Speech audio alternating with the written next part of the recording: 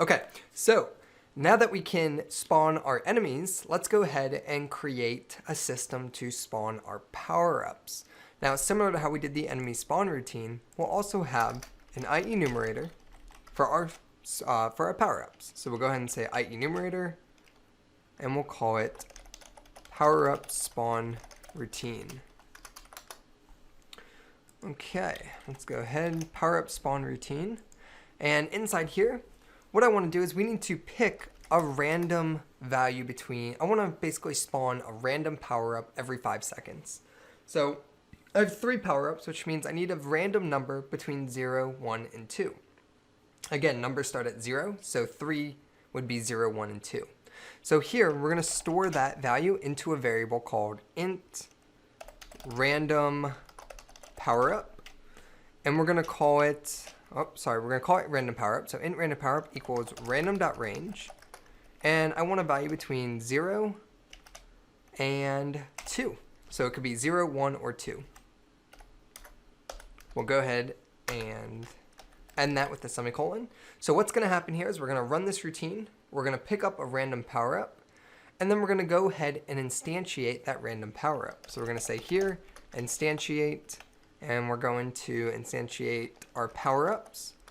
Now, the power-ups is an array. Which index do we want, 0, 1, or 2? We're going to use the random ID received from random power-up. So here, random power-up, and then we're going to spawn it at a random position. So we'll go ahead and say new vector 3, and we'll go ahead and spawn it on the x random range between -7 and 7 on the x. We'll go ahead and say 7 on the y, so it's above the screen, 0 for z, and then we won't care about the rotation, so we say quaternion.identity for default or no rotation. Okay, so let's go ahead and save that. And we have an error here, and the reason why it's erroring out is because in order for a coroutine to be valid, we have to have at least one yield return statement. So where should we put this? So here we're picking a random power up, and then we instantiate it. After instantiating it, we're going to say yield return new wait 4 seconds, and we're going to say 5.0f. And we want this to happen for as long as the game is running, which means all of this will have to go inside a while loop that's true to create an infinite loop that will continue running until we stop the game. Let's go ahead and put our code inside of there. And last but not least, we have to start the coroutine. So here we're going to say start coroutine, Powerup Spawn Routine, initialize it in there, end it with a semicolon, and we should be good.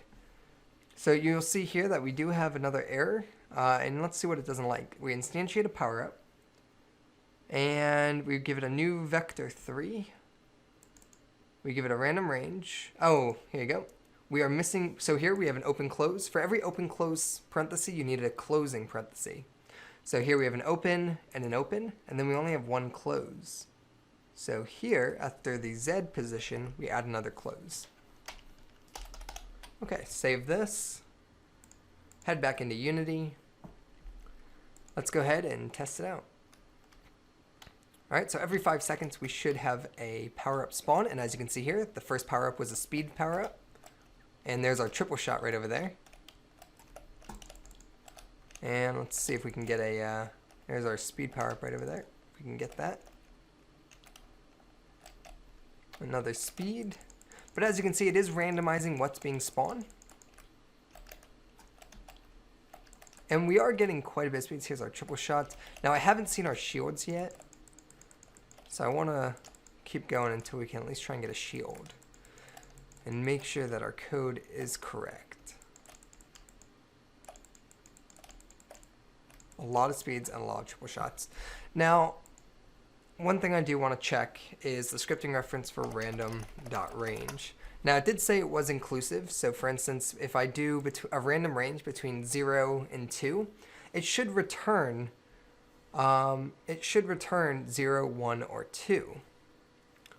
Let's see here.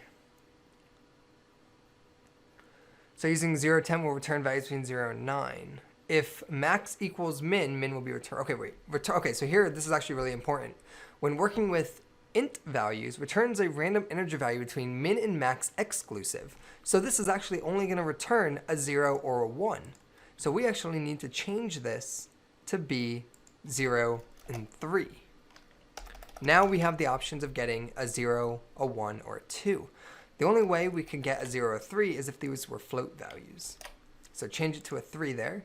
Now we should be able to see a variation between the shield, the triple shot, and the speed. Alright, here's our shield.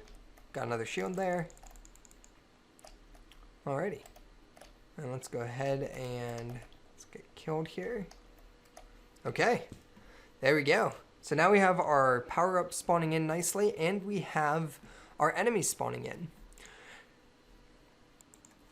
Later in this course, when we start getting involved with game states and like creating the UI and stuff like that, we'll be revisiting the spawn manager to add customizations. For instance, instead of just doing a while infinite loop, we might go ahead and do it while the player is alive. Let's go ahead and do this, or while the game hasn't started yet. So this is all logic that's to come later in the course, and we'll be revisiting the spawn manager to make it more advanced.